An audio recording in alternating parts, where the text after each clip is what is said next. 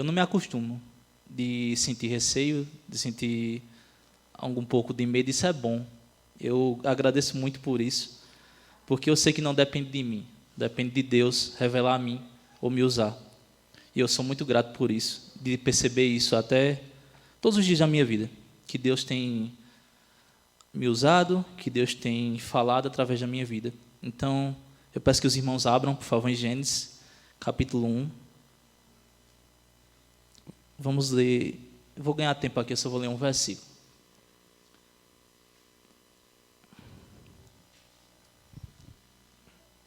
Deixa eu ver que oração. Gênesis capítulo 1, vamos ler dois versículos, o versículo 1 e depois o versículo 31. Vamos ler?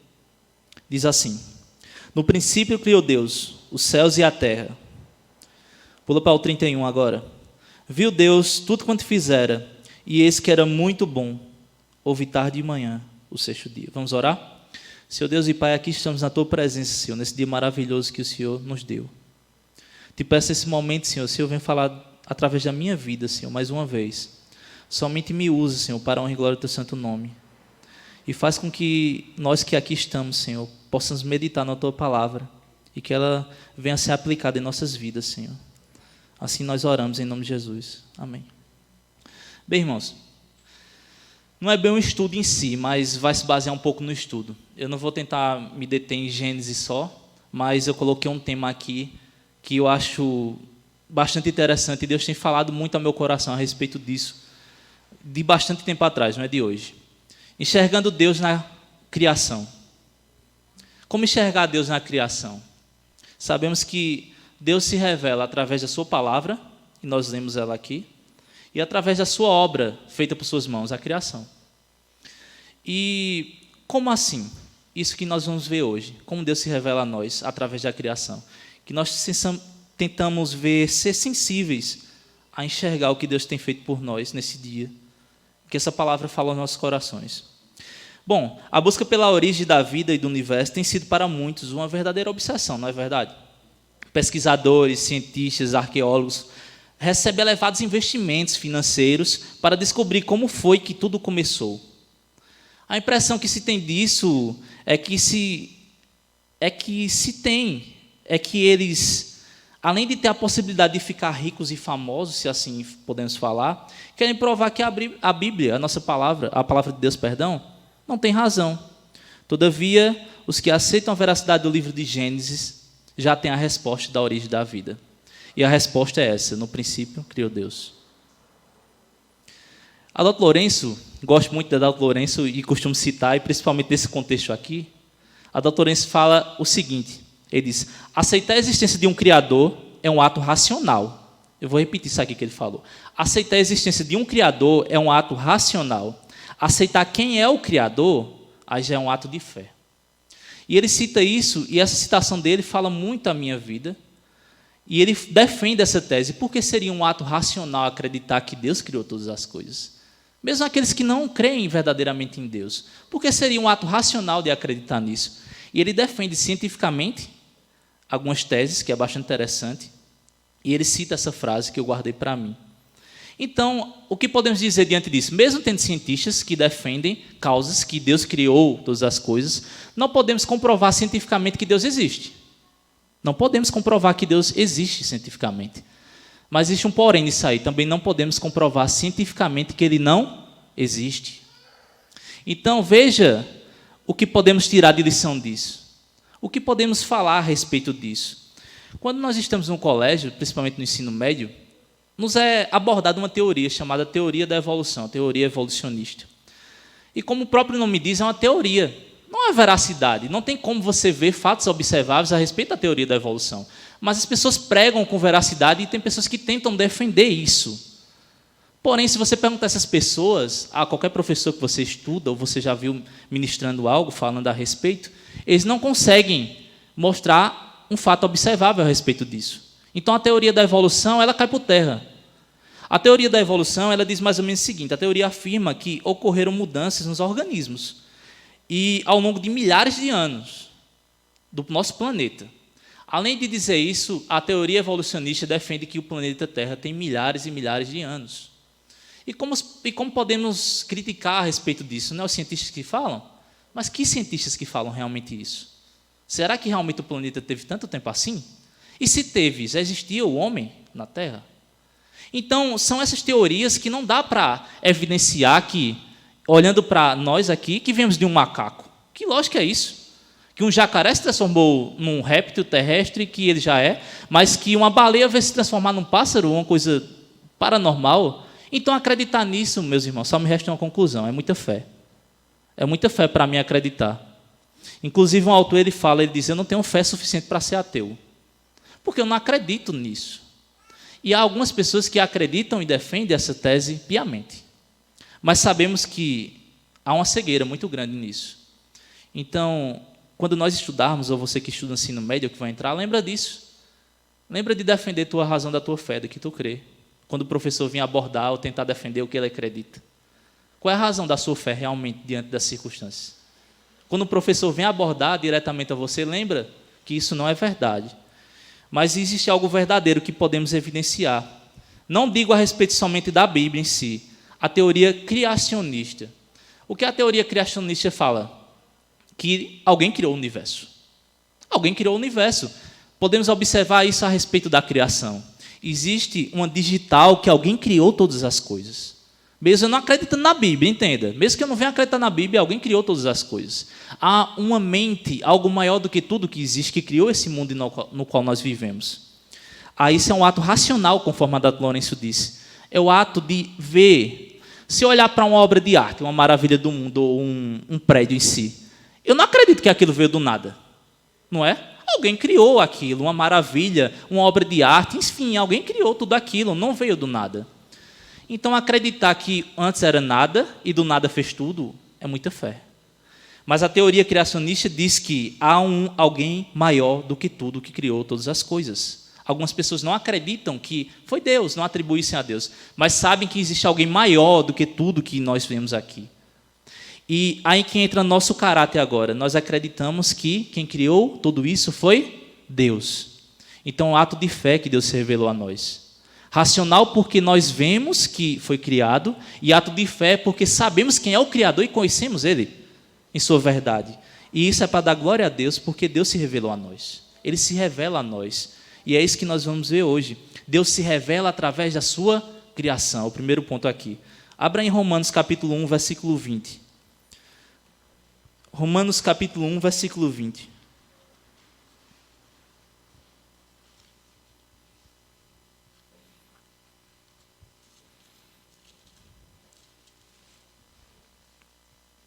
Todos acharam? Diz assim: porque os atributos invisíveis de Deus, assim o seu eterno poder, como também a sua própria divindade, claramente se reconhecem desde o princípio do mundo, sendo percebidos por meio das coisas que foram criadas. Aí ele continua: tais homens são, por isso, indesculpáveis. Abra no Salmo 19, por favor, agora. Perceba o que Paulo fala em Romanos, que tais homens são indesculpáveis diante de tudo isso, e que Deus criou e ele se revela através da sua criação. E agora no Salmo 19, o salmista diz: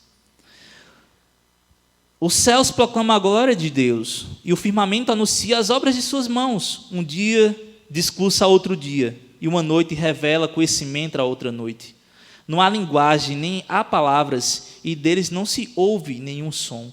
No entanto, por toda a terra se faz ouvir a sua voz, e as suas palavras até os confins do mundo.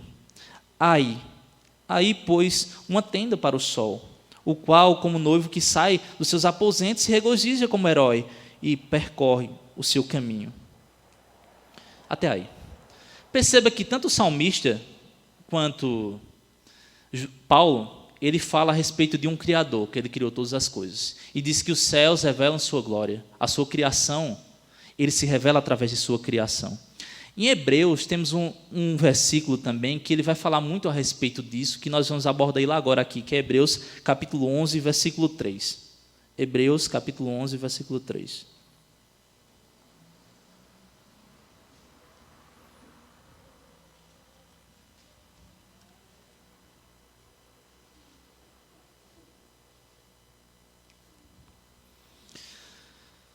Hebreus capítulo 11, versículo 3 diz assim: Ora, a fé é a certeza das coisas que se esperam, a convicção de fatos que não se veem. Vamos ler até o versículo 3. Pois pela fé os antigos obtiveram um bom testemunho. E agora o versículo 3 diz assim: Pela fé entendemos que foi o universo formado pela palavra de Deus, de maneira que o visível veio a existir das coisas que não aparecem. O que podemos aprender aqui com Hebreus confirmando a respeito que Deus é o Criador? Existem 3 elementos aqui que a gente pode extrair para poder entender um pouco melhor porque Deus criou todas as coisas e porque nós percebemos isso. 3 pontos nós vamos estudar agora. A razão. Por que razão? Eu já citei isso antes um pouco, mas agora a gente vai estudar um pouco mais a respeito disso. As descobertas científicas não negam as afirmações bíblicas, conforme falei no início. O versículo 3 afirma pela fé entendermos. O verbo grego entender, que é o noel, se assim podemos falar, eu acho que eu estou pronunciando um pouco errado, dá origem à palavra mente, e significa perceber com a mente, pensar sobre, ou seja, não se trata de uma fé cega, não se trata, mas uma percepção mental, uma faculdade de pensar, inteligência. Essa verdade serve para silenciar os críticos do criacionismo bíblico quando afirmam que falta razão para os que creem na Bíblia. Então perceba que há uma razão para crermos verdadeiramente. Há uma razão para acreditarmos que Deus criou todas as coisas. Por mais que alguns não atribuam a Deus, sabemos quem é esse Deus. Sabemos quem é esse Criador que criou todas as coisas. O segundo ponto para entrar no contexto aí seria a revelação. Nós vemos um versículo e fala assim: as afirmações bíblicas não usam termos técnicos, mas reiteram as descobertas científicas. O universo se refere a eras, incluindo tempo, espaço e o mundo material. Isso mostra que a Bíblia não nega a ciência, apenas não usa os seus termos. Perceba que a Bíblia em si não nega a ciência. Eu sei que existem algumas coisas que não dá para explicar, de forma nenhuma. Como o machado flutuar na água, eu não sei como. Mas eu sei que também não há como criticar verdadeiramente isso também. Aí que entra um ponto. A doutora Lourenço fala que a Bíblia só não defende os termos científicos, mas ela é verdade. Ela não entra em contradição com a ciência. Eu sei que a Bíblia não é um livro científico de forma nenhuma, mas perceba que não há contradição quando há realmente ciência verdadeira nisso. A arqueologia diz isso, os estudos dizem isso.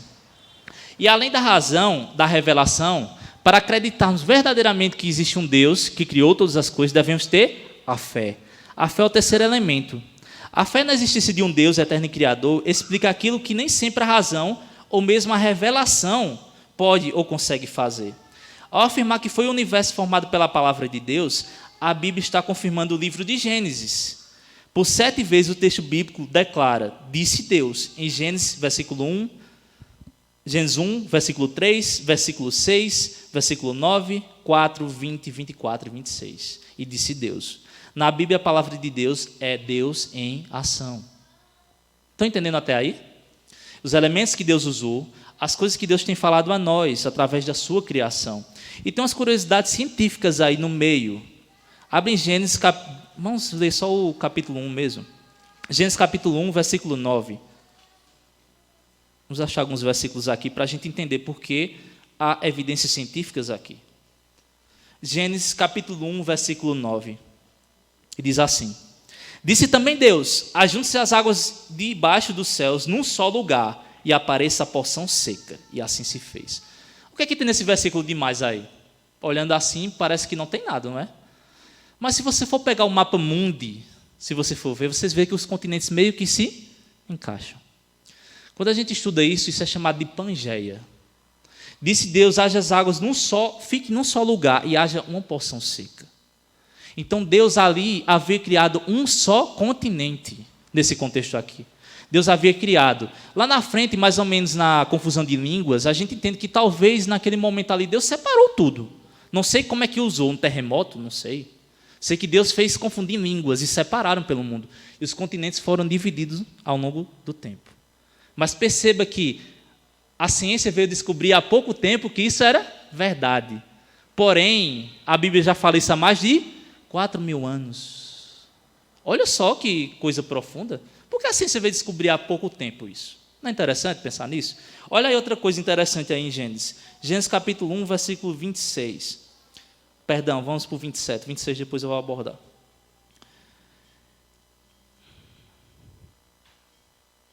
Perdão, vamos 26. Também disse Deus, façamos um homem à nossa imagem, conforme a nossa semelhança. Tem ele domínio sobre os peixes do mar, sobre as aves do céu, sobre os animais domésticos, sobre toda a terra e sobre todos os répteis que rastejam pela terra.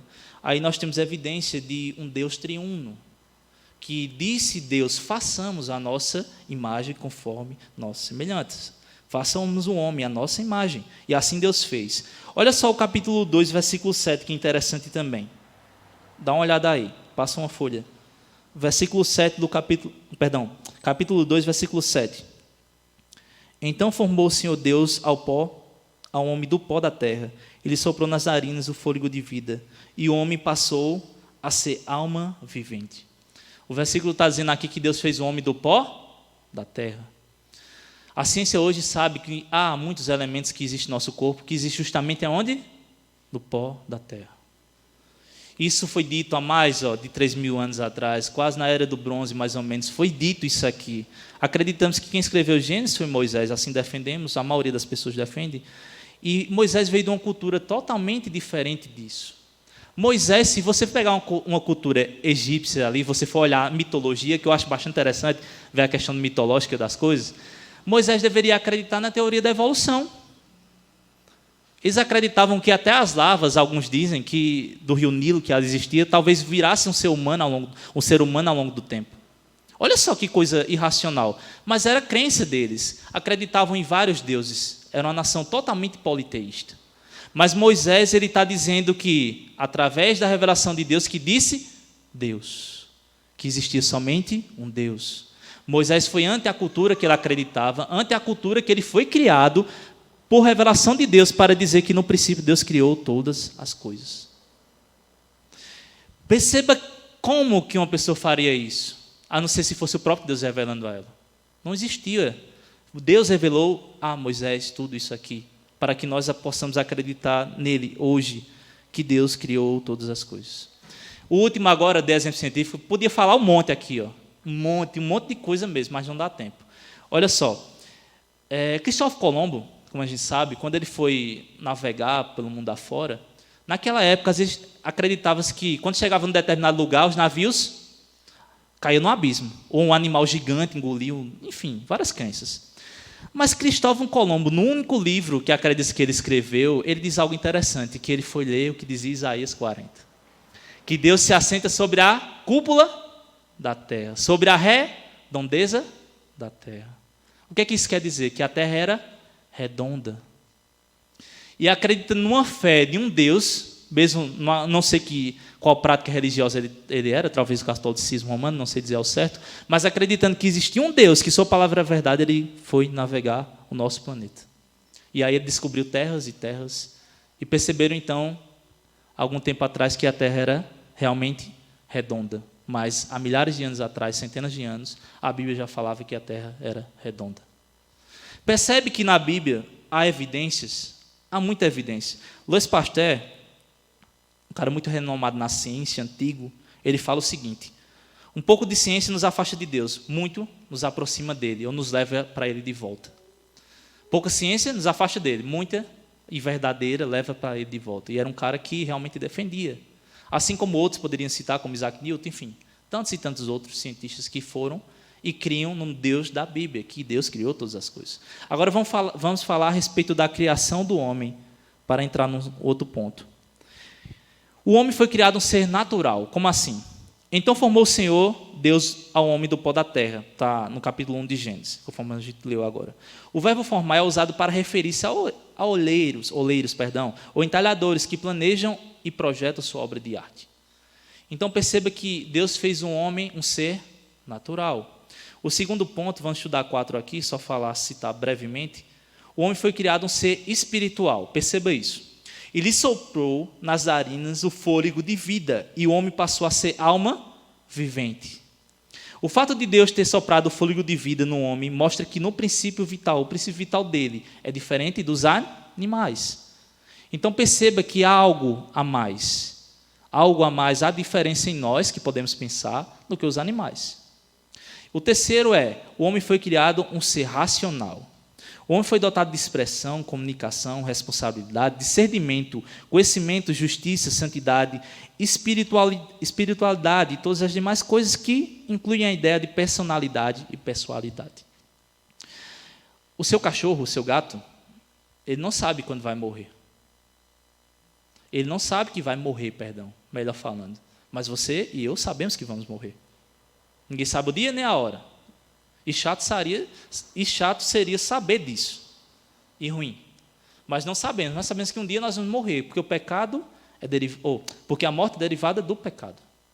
Recebemos como herança isso em nós. Mas um animal, que é um ser, como entendemos, irracional, ele não sabe distinguir certas coisas. Nós sabemos. E há uma alma entre nós. Deus soprou em nós o fôlego de vida e colocou nós discernimento e entendimento. E por quarto ponto que nós temos que entender sobre a criação do homem, quem nós somos, é que o homem foi criado um ser social. E diz assim, versículo 18 de Gênesis diz, não é bom que um homem esteja só. E aí ele cria a sua esposa, mulher. Ele foi criado para a comunidade e não para o isolamento. Assim Deus fez o homem mordomo da natureza e também tinha comunhão com seu Criador, antes da queda, é claro. Deus criou a mulher para ser sua companheira e ele seu sacerdote do lar. Perceba que há 2 pontos quando Deus criou um ser social. O homem não foi feito para viver sozinho. Você entende isso, que o homem não foi feito para viver sozinho? Deus criou uma ajudadora, uma esposa, criou Eva, mas também, se aplicarmos isso aqui, a convivência, conforme a humanidade foi aumentando, nós precisamos um dos outros. Há um conceito que diz que ninguém é uma ilha. Ninguém é uma ilha. Eu fico indignado com algumas coisas que eu fico pensando, que algumas pessoas dizem, olha, para você ser bem-sucedido, você não precisa trabalhar para ninguém nisso, nem aquilo, nem aquilo. E para você não precisa ser empregado. Aí eu fico, cara, os caras são até ricos, os caras são inteligentes, mas esse negócio aí está um pouco errado. Como é que ele diz que não precisa de ninguém, mas tem alguém que vai ter que plantar para ele? Tem alguém que vai fazer o pão para ele?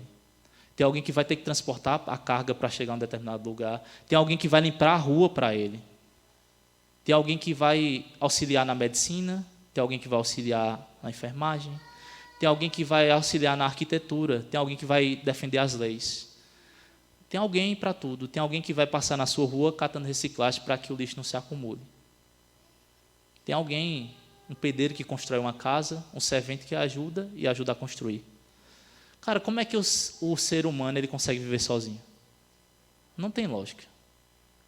Nós somos feitos um ser social. Quando alguém se isola demais de algo, é porque há algo errado com ela. Ela pode estar passando por grandes problemas e necessita que alguém vá até ela. O problema é que a gente não percebe isso muitas vezes. E às vezes a pessoa fica meio que abandonado no meio dos seus pensamentos, no meio do seu desgaste mental, enfim. Em Eclesiastes capítulo 3, versículo 11, a gente vai entender algo interessante agora para partir para o final. Eclesiastes capítulo 3, versículo 11. Abre aí, por favor. Eclesiastes capítulo 3, versículo 11.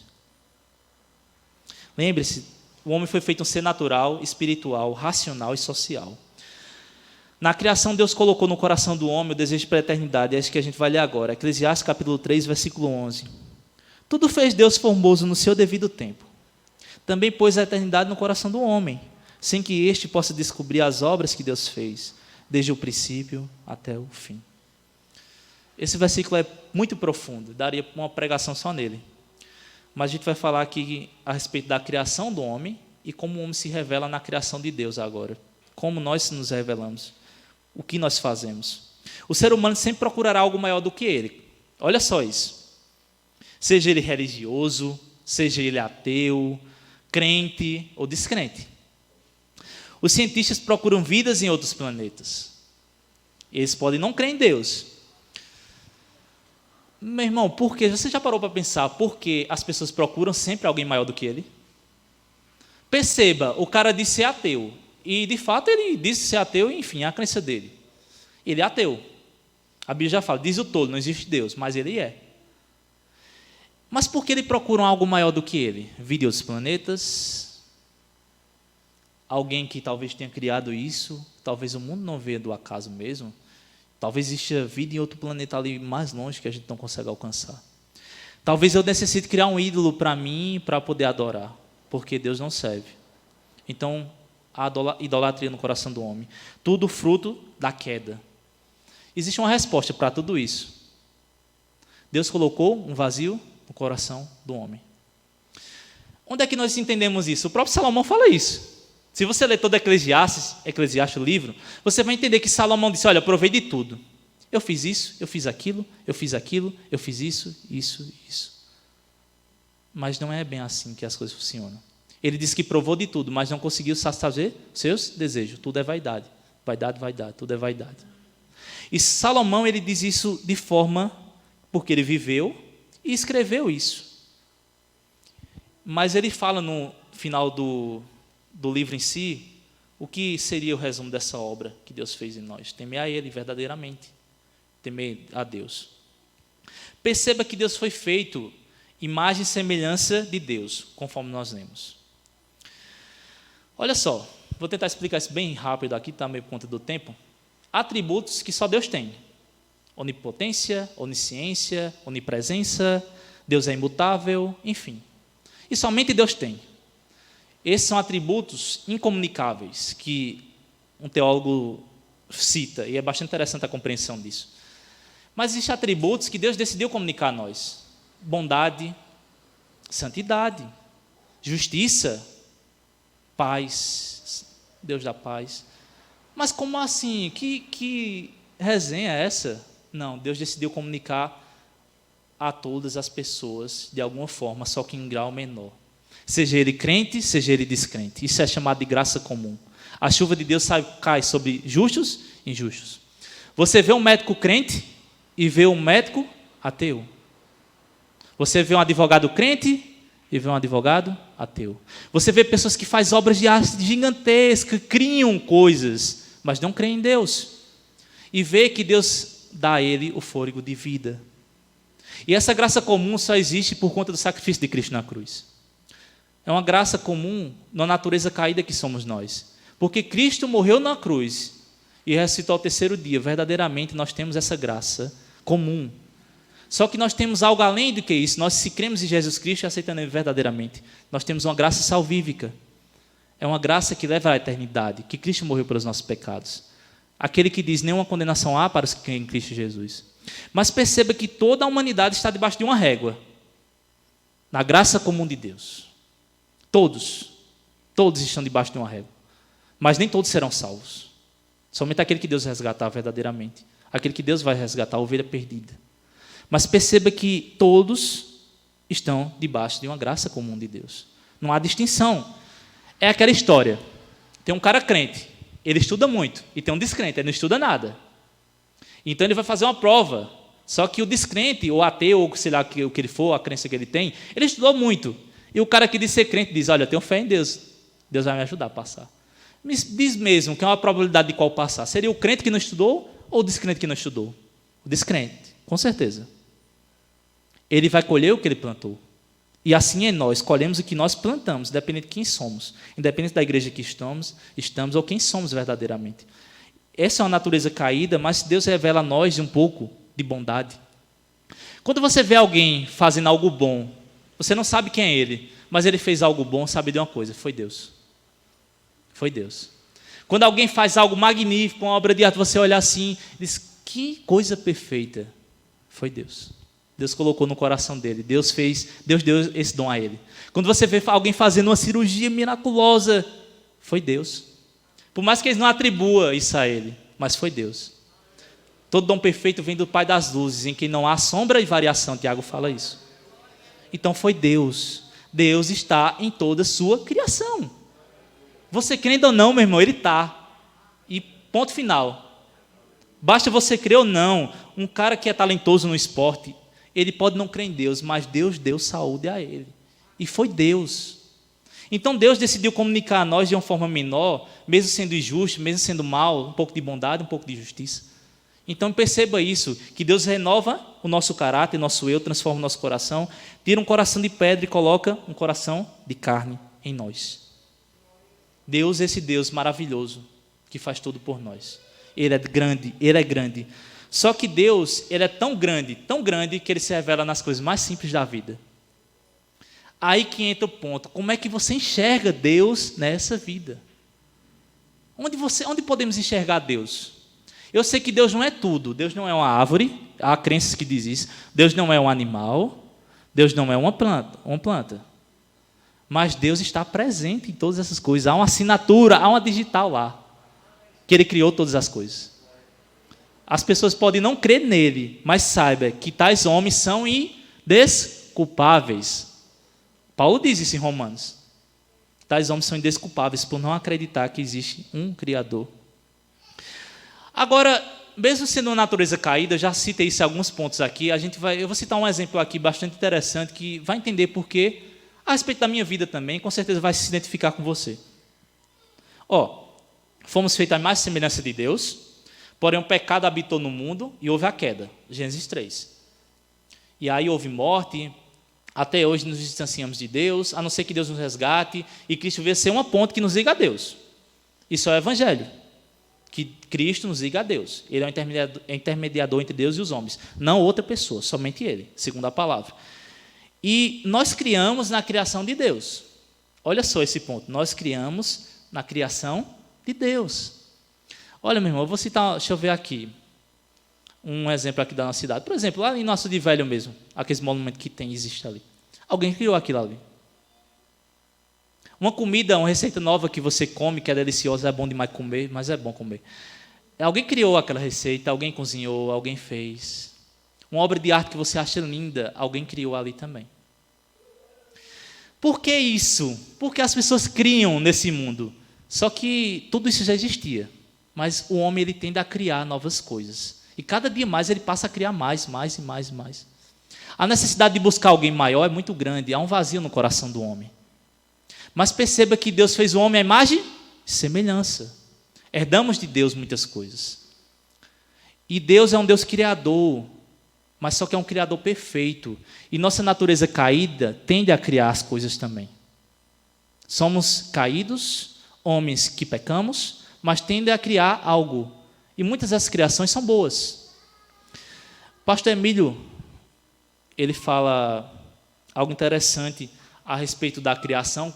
E até um livro que, quem quiser ler, é interessante, que fala a respeito de futebol, que diz assim: futebol é bom para cristão. Eu acho que é a única literatura que tem nesse tema. Eu gosto de futebol, então eu gosto também do livro. Então, futebol é bom para cristão. E ele fala que na criação de Deus criamos coisas. E ele vai citar nesse livro o exemplo da Copa do Mundo.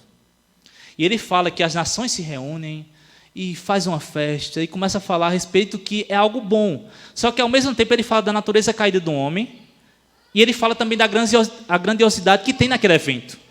Ele não deixa de falar que o homem é caído, que ele peca lá também, mas também não deixa de falar que aquilo é uma criação maravilhosa.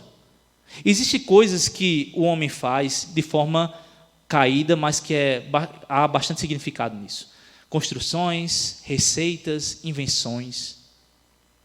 Então, criamos na criação de Deus. E uma forma que nós criamos hoje, que nós podemos ver, e eu gosto muito, eu digo porque eu gosto, filme. O universo cinematográfico que nós vemos faz com que os homens imaginem coisas. Olha só que interessante, parece ser irracional, mas hoje nós temos o celular, não é? O Batman no gibi já tinha celular. Eita, como é que pode isso? O cara ligava lá do passado. Alguém imaginou, meu irmão, lá do passado. Imagina tantas e tantas outras coisas. Eu amo filme. É claro que eu seleciono os filmes que eu assisto, e só assisto também quando eu tenho tempo. E é o meu lazer. É um dos meus lazeres, é filme. E o universo cinematográfico, ele revela muito a respeito de uma tentativa de criar algo. Uma tentativa de criar algo maior do que nós mesmos. Eu queria deixar até um livro aqui a respeito da criação, John Bunyan. John Bunyan, quando ele escreve O Peregrino, é o segundo livro mais lido. Inclusive tem aqui, se quem quiser pegar na biblioteca, é rápido de ler. Eu indico esse livro a todo mundo. Ele vai falar sobre, de uma forma de uma crônica, a nossa vida, a vida do cristão a uma cidade celestial. Então perceba que John Bunyan, ele escreve a respeito de algo. Ele imagina aquela situação e no meio da fantasia, ele cria. Tem outro cara, e eu vou citar depois o outro, que ele fala a respeito disso também. Mas eu queria explicar como exemplo aqui um fato que eu achei bastante interessante e que encaixa nesse contexto. Olha, eu gosto muito de filme de super-herói. Por exemplo, a Marvel. Eu gosto muito. É o que eu acompanho. E muitos aqui assistem também, e já assistiram. Só que eu até comentava com meu irmão antes, quando a gente assistia, que um senhorzinho que aparecia lá, direto. Um senhor, e todo filme ele estava. Aí eu ficava, que interessante, mas quem é esse cara? Eu acho que eu já vi ele. Eu ficava, eu acho que eu já vi ele. Só que eu acho que no penúltimo filme ali, dessa sequência que foi até Os Vingadores, eu fiquei sabendo que aquele homenzinho que aparecia ali era o famoso Stan Lee. Ele havia criado todas aquelas coisas. Ele havia criado aquele mundo em meio da criação. Eu achei muito interessante quando ele fala numa entrevista, que ele fala como ele criou o Homem-Aranha. E eu vejo Deus até nisso. Ele disse que olhou para a parede e tinha uma mosca pregando na parede. Estava pregando lá. Estava meio que se debatendo. Disse, eu tenho que criar um super-herói, porque ele foi obrigado a criar alguém. Ele era obrigado a criar, senão ele perdeu o emprego. Então ele disse, eu tenho que criar alguém que se grude na parede. E ele pensou, esse cara tem que ser diferente, eu vou colocar problemas nele. Ele vai ser adolescente. Vai ser um adolescente que vai ter um monte de complicação, ele vai perder a tia. Ele começou a criar todas as coisas. O roteirista lá disse, olha, isso não vai dar certo. E ele meio que quase que descarta a sua invenção, mas por desencargo de consciência, ele disse que coloca no último álbum a foto lá e o nome, Homem-Aranha. E depois de um tempo, o pessoal queria ver daquela criação lá, aquele super-herói novo. O seu amigo, dito amigo, disse que aquilo não daria certo.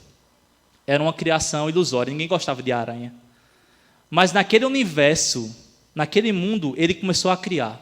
E é ali que tem lições como, com grandes poderes, temos grandes responsabilidades. E assim é na palavra, assim é na nossa vida. E Stan Lee, ele meio que criou isso aí. E ele criou na criação de Deus. Só que perceba que aquele senhorzinho que eu não conhecia, eu conheci ele no final. Mas ele estava presente na sua criação. Só que Stan Lee, ele morre, ele é imortal. Ele é um homem caído como todos. E não sei onde é que ele está, para onde ele foi. E ele morreu. Mas perceba agora que Deus, ele está na criação. Deus se revela através da sua criação. Ele está na criação, só que Deus é imortal. Ele é eterno. Ele não é um homem falho que um dia vai cair e vai embora. Deus é um Deus eterno. Um Deus santo. E da mesma forma que eu não conhecia o criador daquele universo cinematográfico, assim também foi eu.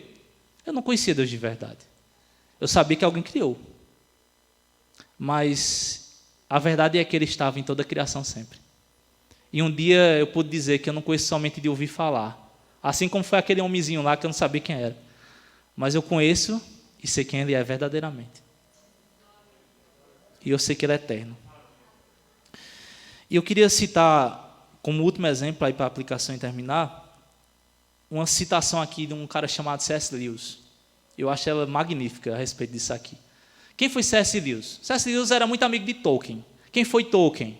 Tolkien foi o criador de Seus Anéis, um cara cristão também.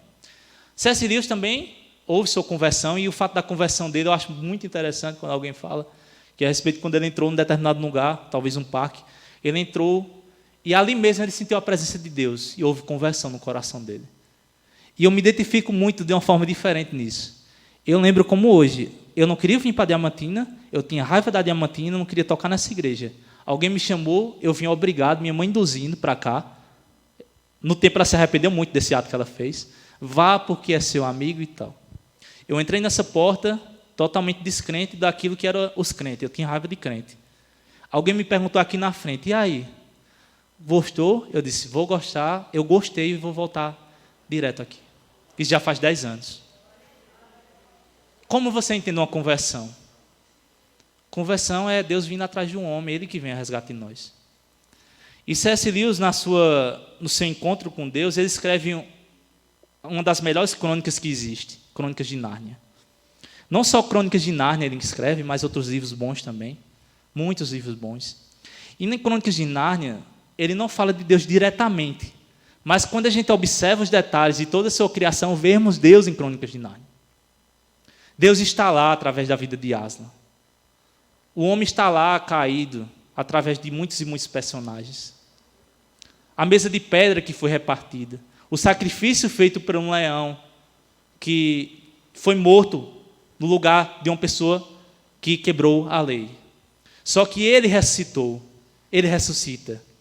Em toda a sua simbologia, em toda a sua crônica, ele fala a respeito de um Deus criador, até chegar no céu.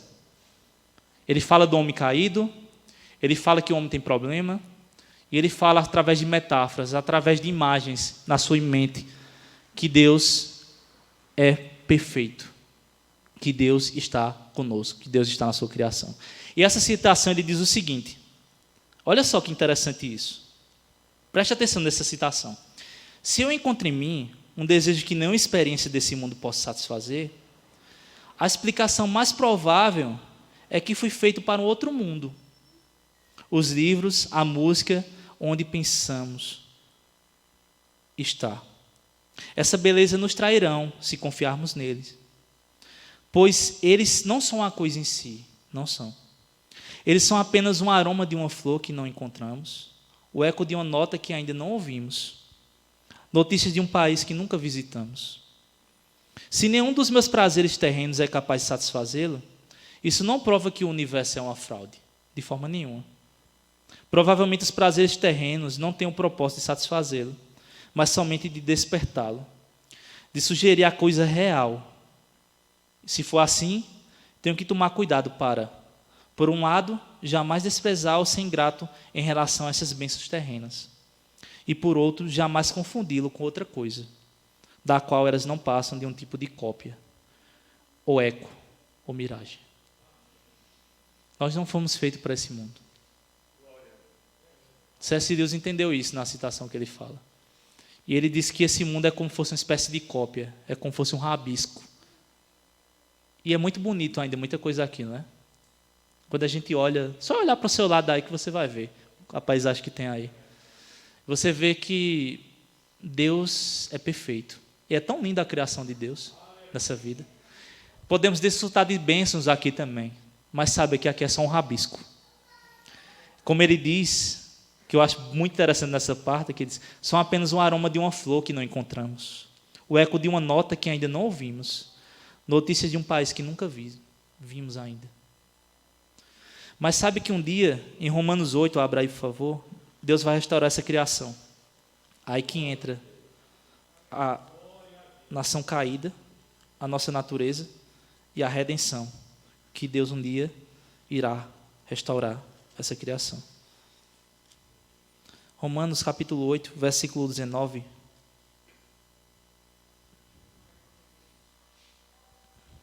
Versículo 20 também. Até o 22, perdão. Versículo 19, diz assim, Romanos 8. A ardente expectativa da criação aguarda a revelação dos filhos de Deus. Pois a criação está sujeita à vaidade, não voluntariamente, mas por causa daquele que a sujeitou. Na esperança de que a própria criação será redimida do cativeiro da corrupção, para a liberdade da glória dos filhos de Deus. Porque sabemos que toda a criação, a um só tempo geme e suporta angústias até agora. Até o versículo 25, vamos ler. E não somente ela, mas também nós, que temos as primícias do Espírito, igualmente gememos em nosso íntimo, aguardando a adoção de filhos, a redenção do nosso corpo. Porque na esperança fomos salvos. Ora, a esperança que se vê não é esperança, pois o que alguém vê, como espera.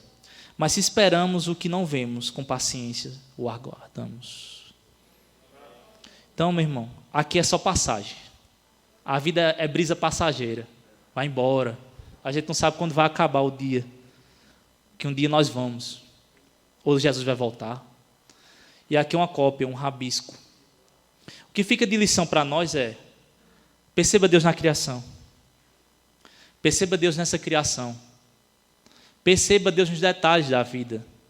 Quando eu vou assistir um filme, eu pergunto o que eu posso aprender com isso. Se você fizer essa pergunta, você prestar atenção nos detalhes, até nisso você pode aprender algo interessante. Quando eu vou ver alguma coisa, eu digo o que eu posso aprender com isso. É claro que ali tem falha, é uma cópia, é um rabisco, é uma criação humana. Mas sabe que Deus ele está nos detalhes das coisas que a gente não percebe. E a gente só vai conseguir perceber isso verdadeiramente quando nossos olhos, nossos corações estiverem sensíveis ao Espírito Santo de Deus. Então você vai começar a ver não o mundo como um olhar religioso ou legalista das coisas. O mundo ele é mau por natureza, mas você vai começar a viver procurando ver a glória de Deus através da sua criação. E sabe que um dia Deus limpará dos olhos dos seus olhos, dos meus olhos, toda lágrima. E não haverá mais morte, nem pranto, nem clamor, nem dor. Porque as primeiras coisas são passadas. E o que estava sentado sobre o trono disse: eis que faço nova todas as coisas. Que Deus nos abençoe, que Deus aplique essa palavra no nosso coração. Em nome de Jesus, amém.